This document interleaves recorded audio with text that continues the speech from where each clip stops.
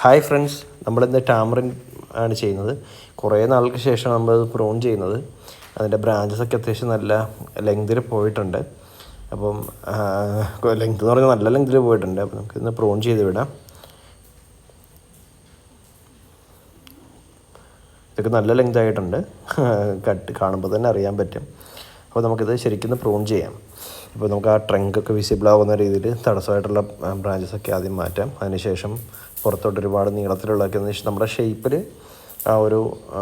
നമ്മുടെ ആ ഒരു സ്ലോപ്പ് രണ്ട് സൈഡും കിട്ടുന്ന രീതിയിലുള്ള ഒരു ഷേപ്പിൽ കട്ട് ചെയ്ത് വിടാം.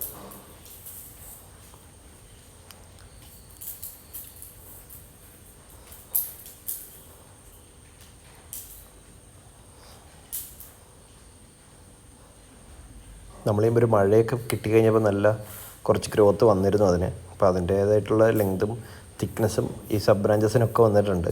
അപ്പോൾ അതൊന്ന് പ്രൂൺ ചെയ്ത് കഴിഞ്ഞാൽ ഇപ്പോഴത്തെ കണ്ടീഷനിൽ ഈ ഒരു ഗ്രോത്തിന് പ്രൂൺ ചെയ്ത് കഴിഞ്ഞാൽ ആ ഒരു കട്ടിങ്ങിൽ തന്നെ ഒരു 3-4 സബ് ബ്രാഞ്ചസ് വന്ന് കുറച്ചും കൂടെ തിക്കായി നമുക്കിത് കിട്ടാനുള്ള ചാൻസ് കൂടുതലാണ്. അപ്പോൾ എല്ലാത്തിൻ്റെയും ടിപ്പ് പ്രൂൺ ചെയ്ത് വിടാം.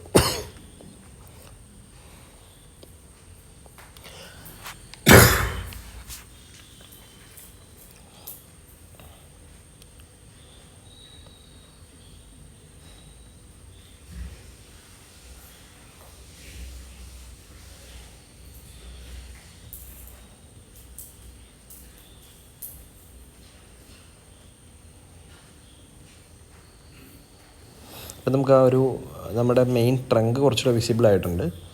നമ്മൾ ആ മുകളിലൊരു സിംഗിൾ ബ്രാഞ്ച് വളഞ്ഞു വെച്ചിരുന്നത് ആ അപ്പെക്സിൻ്റെ ഹൈറ്റ് കൂട്ടാൻ വേണ്ടിയിട്ടായിരുന്നു, മുകളിലോട്ടിരിക്കുന്നില്ല ഒരു സിംഗിളായിട്ട്.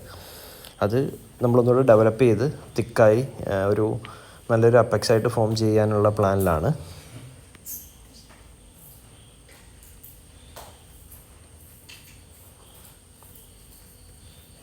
ഈ വീഡിയോ എടുത്ത സമയത്ത് ചെറിയ മഴയുണ്ടായിരുന്നു കേട്ടോ, അതാണ് ഈ കുടയൊക്കെ ഫ്രണ്ടിലോട്ട് കയറി വരുന്നത്. അതുകൊണ്ട് വോയിസ് ഒന്നും ക്ലിയർ ആയില്ല. അപ്പോൾ നമ്മൾ പിന്നീട് വോയിസ് ഓവർ കൊടുക്കുമായിരുന്നു. അതിൻ്റെ ഒരു ബുദ്ധിമുട്ടുണ്ടാവും വീഡിയോയിൽ.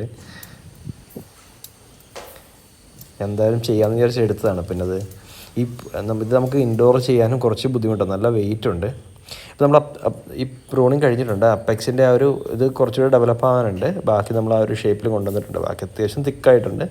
പിന്നെ ഈ നമ്മുടെ ഔട്ടറിലോട്ട് ഇല്ലെങ്കിൽ പോലും എല്ലാത്തിനെയും ടിപ്പ് ഒന്ന് പ്രൂൺ ചെയ്ത് വിടാമെന്ന് വിചാരിച്ചിട്ടാണ്. കുറച്ച് തിക്കാവാനുണ്ട്, സബ് ബ്രാഞ്ചസൊക്കെ വന്ന് ഒന്ന് തിക്കാവാനായിട്ട് നമ്മൾ ഫെർട്ടിലൈസേഴ്സൊക്കെ കൊടുത്തിട്ട് ഒരു 1 വീക്ക് കഴിഞ്ഞിട്ടാണ് പ്രൂൺ ചെയ്യുന്നത്. അപ്പോൾ അതിൻ്റേതായിട്ടുള്ളൊരു ഗ്രോത്ത് പ്ലാന്റിന് കിട്ടും ആഫ്റ്റർ പ്രൂണിങ്.